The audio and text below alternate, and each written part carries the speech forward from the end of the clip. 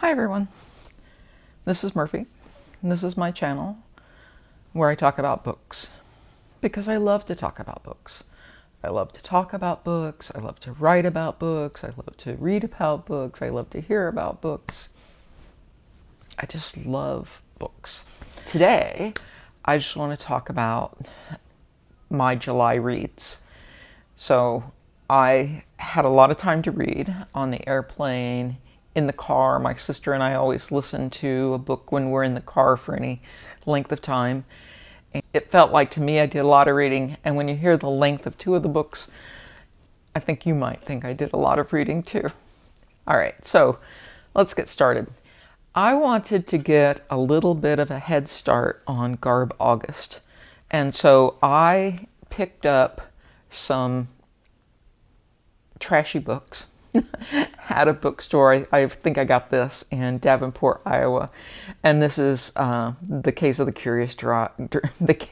Curious Bride by Erle Stanley Gardner.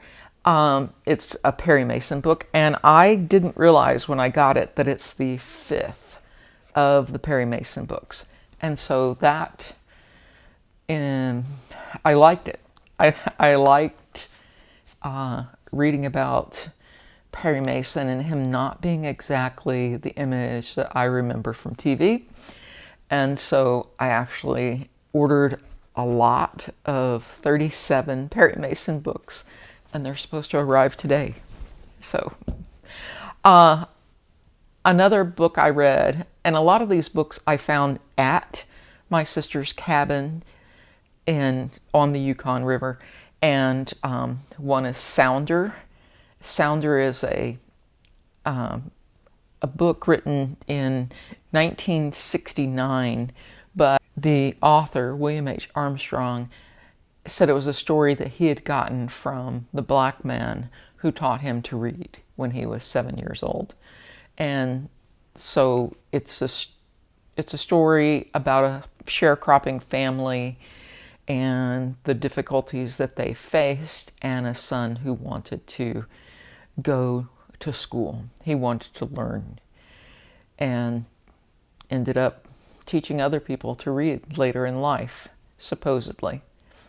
But it is not a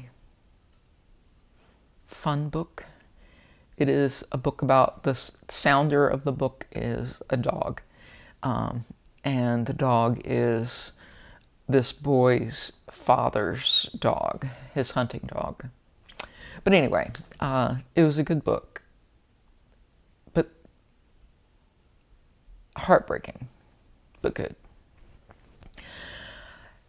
Another book that I read that was also about race relations was Maniac, Magee by Jerry Spinelli. This was a book that I'd gotten, I also believe, in Davenport, and I bought it with the thoughts of reading it and then leaving it for my sister. And in fact, I left this book at the cabin I stayed in on the Yukon River. And Maniac Magee is about a homeless boy who goes to a town that's very clearly split between black and white. And he is white, but he doesn't quite understand the difference between black and white. He doesn't understand the trouble that he could get in by mixing with both, and the trouble that he could get other people in by mixing with both. And as you would expect with a Jerry Spinelli book, it has a message and leaves a lot of questions to be discussed.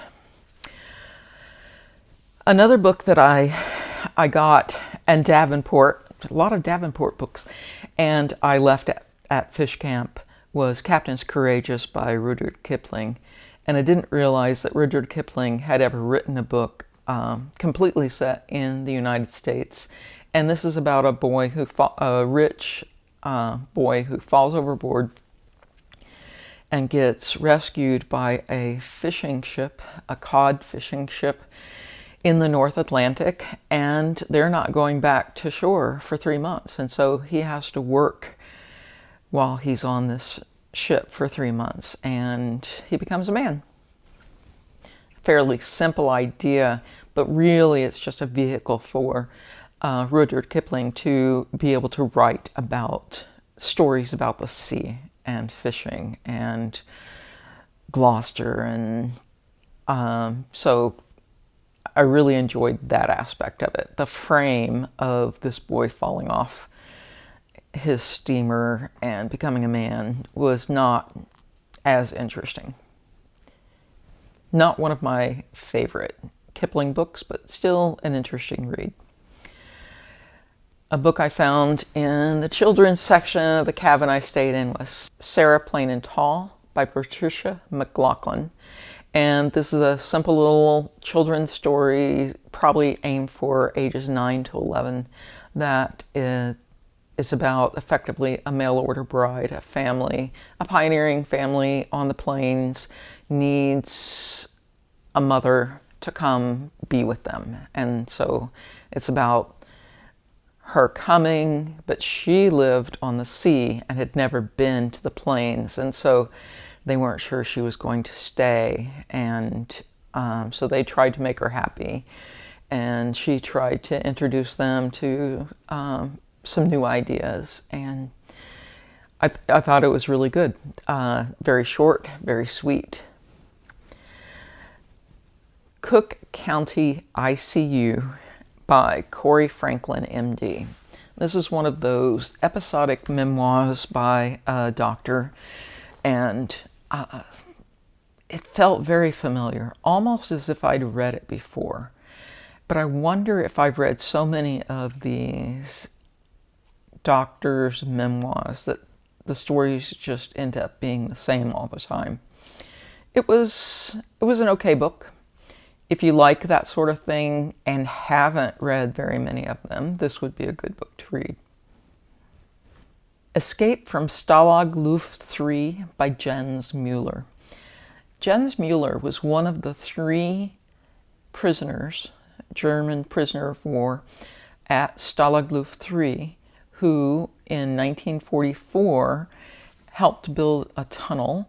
They built 3 tunnels, but only used one of them. And the numbers, I see the numbers are different in different places, but 76 prisoners escaped through the tunnel, but all but 3 were recaptured and either shot or reincarcerated. And Jens Müller was one of the 3.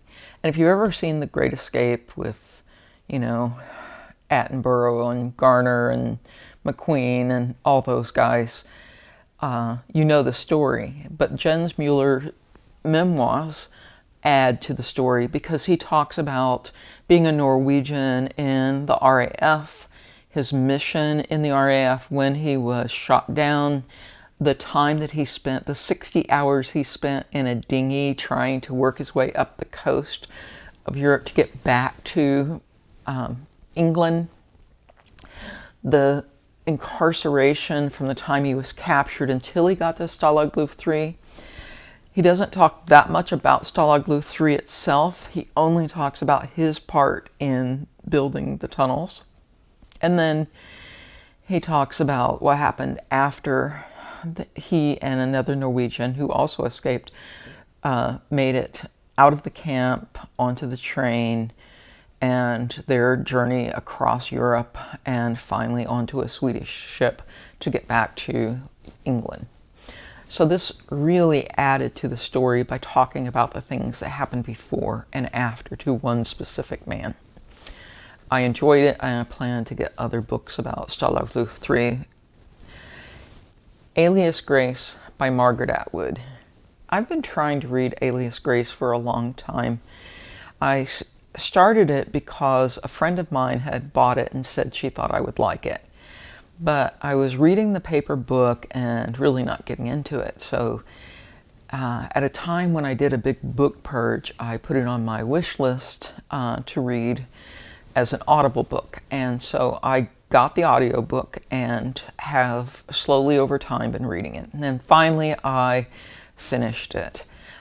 This is Margaret Atwood's take on a true crime story where there were a lot of mysteries, a lot of unknowns, and in the book she writes about Grace as if she knew what was going on.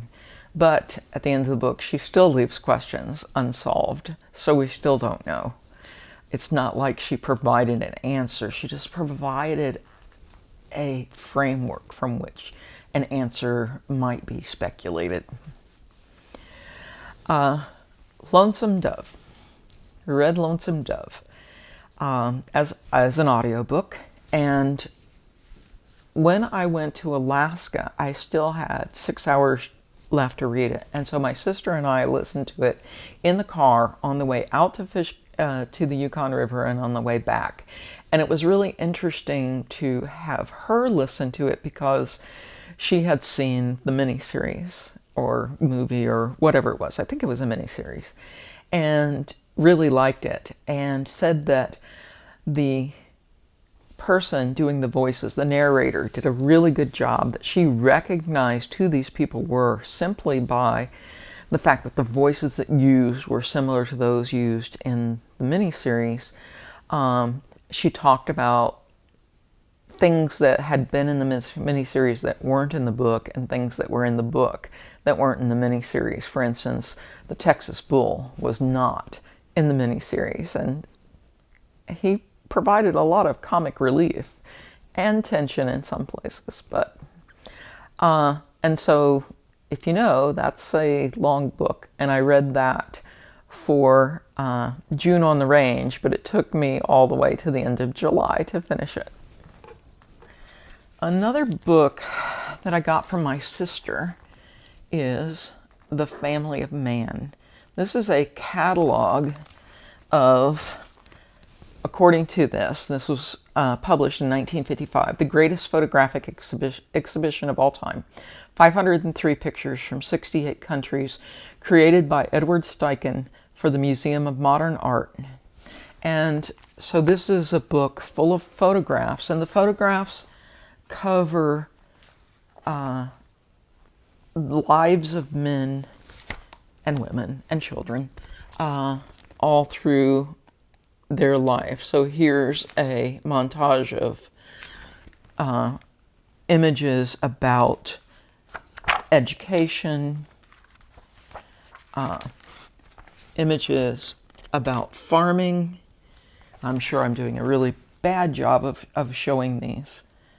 I remember seeing rice fields similar to these when I was in this is from Indonesia, but when I was in China, I remember seeing those.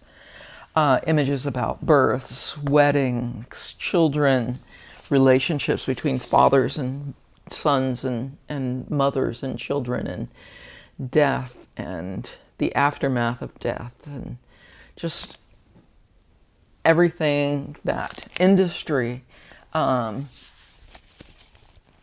everything about the life of man, families, etc. It's a beautiful photographic, I'm sure it was beautiful when it was an exhibition, but the catalog is really fun to look through, and I've looked through it a couple of times already, and of course I keep seeing new pictures every time I go through it. This was the book that I read mostly on the plane, and then a little when I got back, Caleb Carr, The Angel of Darkness, and this is the sequel to Caleb Carr's The Alienist, and it has the same ensemble of characters who are trying to solve a mystery. In this case, it's a mystery of a kidnapping, and then the seeming deaths of children at a hospital for women having children.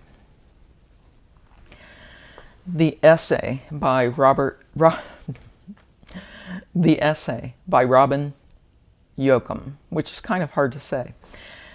The essay is a memoir. It's a coming-of-age story where Yocum grows up in poor circumstances in Appalachia and lives basically on a slag pile, a street that's on a slag pile from coal mines, and his family is not looked upon well, and so it's assumed that he will be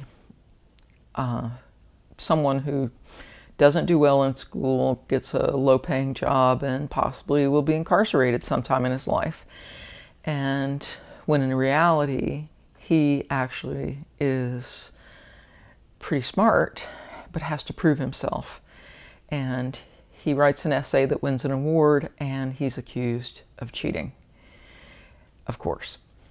And this struck home because I can remember being in school in the 4th grade and somehow not doing some work for my class.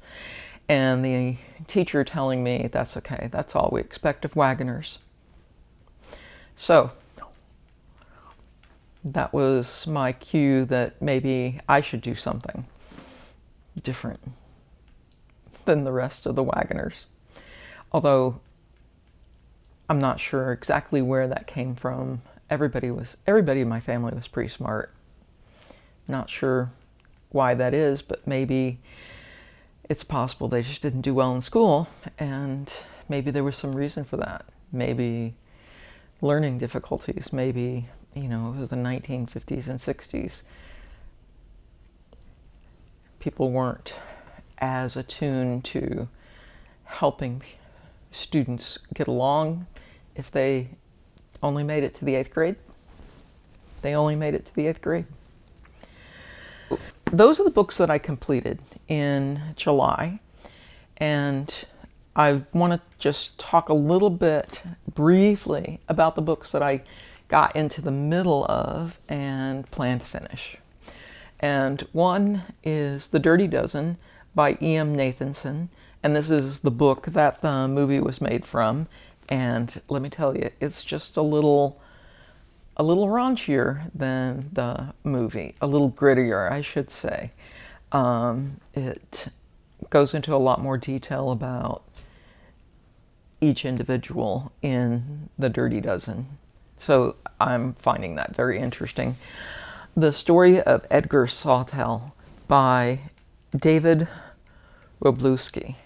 And this is a book that's been on Audible for a long time for me, but for some reason I thought I wasn't interested in it, but the story grabbed me from the very beginning, so I'm hoping to finish that soon. A book I'm reading to help me get ready for garbaugust is The Delta Factor by Mickey Spillane, and I was very pleased to find out that not all Mickey Spillane books were about Mike Hammer. And so this is more of a Mr. and Mrs. Smith spy novel, and it's kind of fun, really very politically incorrect, but it's fun, and it tells me what was going on at the time that it was written. The Middle Five. This is by Francis Laflèche, and this is a memoir that was written in 1900, and the man who wrote it, Francis Laflèche, was a member of the Omaha tribe, and he went to the Mission Boys School, and so this is a story of the going to that school, his family at the time, and he went to this mission school they're not sure what date, but somewhere between, say, 1860 and 1865. And so during a lot of the Civil War. But it's not what I thought it would be, because he actually has good experiences at the school. And, there's a lot of controversy right now about reparations for the poor treatment that students, Native Americans who were taken away from their families and sent to boarding schools, the poor conditions that they had, the trying to assimilate them instead of allowing them to have their own culture, and so on. And so this is interesting in that he has good experiences at the school, at least so far. I'm about halfway through. But his memories of the school are not what I was led to believe, but that's not to say that his school wasn't just an anomaly. But it also didn't, the school as it was didn't last very long. I think maybe it was only around for about 10 years before it became a different type of school. So, The Hungry Ocean. This is a book by Linda Greenlaw. And if you've seen The Perfect Storm, which I think I saw once, but it's been so long I can't really remember anything. She is a character in The Perfect Storm because that was from a nonfiction book written about the sword fishing fleet in the Atlantic. And Linda Greenlaw was at this time in 1998 a captain of a sword fishing ship, and this is a memoir, and it's about a 30-day sword fishing trip in the Atlantic. And then a couple more transcription, which is Kate Atkinson, and this is a book about World War II, early in World War II, but then also later in the 50s and then later in the 80s. And this is a story about a woman who worked for MI5 transcribing tapes that were of meetings between an operative and people who worked for the fifth column and in support of Germany and Hitler. And it's a very slow read. I'm having trouble getting into it. And that's it.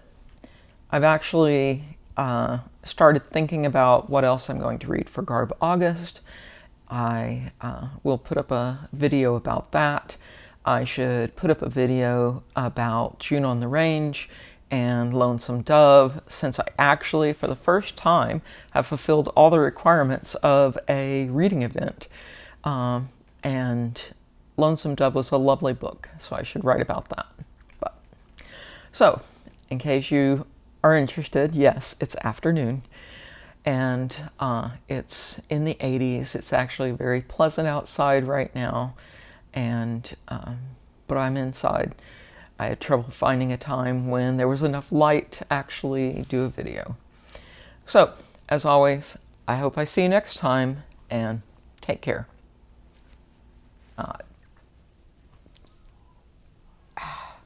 Just not interesting.